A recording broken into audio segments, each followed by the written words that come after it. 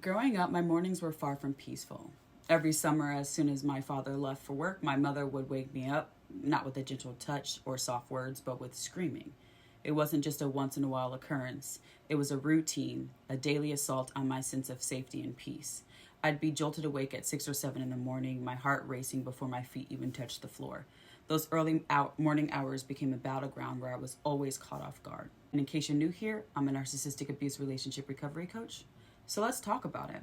Looking back, I now realize that my mother used sleep deprivation as a form of control. It wasn't just about waking me up, it was about breaking me down. When you're a child, sleep is one of a few things that provide you peace and safety and a place to escape. Mine was continuously invaded. My sense of safety was taken away from me, my right to feel rested, my ability to be a child. My therapist once told me, "You need to put your mother to sleep." What she meant was that I had to release the grip those mornings still had on me. And decades later, I still find it hard to fall into a deep sleep. My body learned to be on alert, to prepare for chaos as soon as the day began. The impact of that conditioning lingers, showing up in the form of insomnia and a hypervigilant mind that finds it hard to rest. Sleep deprivation isn't just a physical exhaustion, it's an emotional and psychological weapon. It distorts your sense of reality. It makes it hard to regulate emotions, think clearly, or even remember events accurately.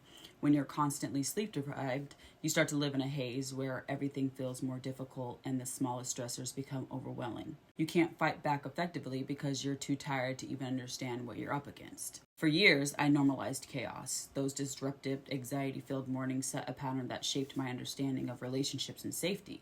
It became easy to confuse chaos with passion, to think that instability was a part of, and it took time to realize that I was deserving of much more than that.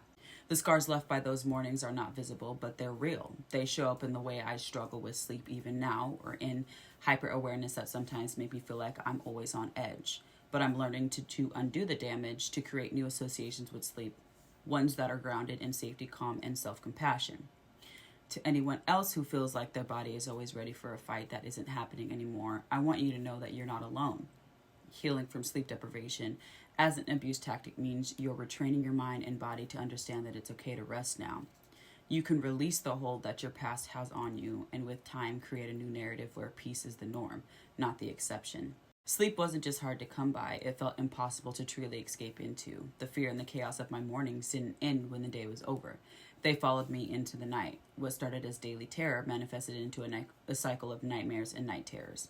I'd jolt awake in the middle of the night. My heart would be racing, drenched in sweat and grasping for air. In those moments, I felt disoriented, and I felt trapped in a nightmare, and I didn't know I was back in my bedroom. Often, I'd wake up with that unsettling feeling that someone was looming over my bed. The sensation was so vivid, it felt as if I could reach out and touch it. It startled me awake, my body reacting as though it was bracing for attack.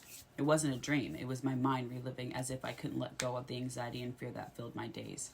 Even sleep was a battleground where rest was replaced by a sense of dread. Waking up in the darkness, the echoes of my mother's voice still seemed to ring in my ears, and the fear of something or someone lurking nearby would leave me feeling vulnerable and unsteady. My nights became just as exhausting as my days. Sleep wasn't a place where I could recharge or find peace. It was another arena where my mind was still trying to protect me from a threat that no longer existed.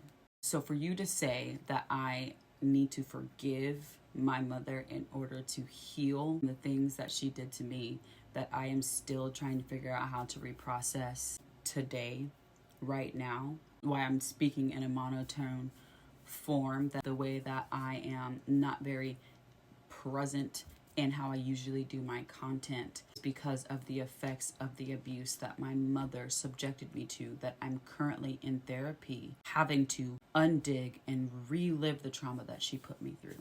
So what exactly should I be forgiving her to heal for? Psychologically changed the way that my life was supposed to be. I cannot sleep because of her, and me forgiving her for that is not going to help me heal.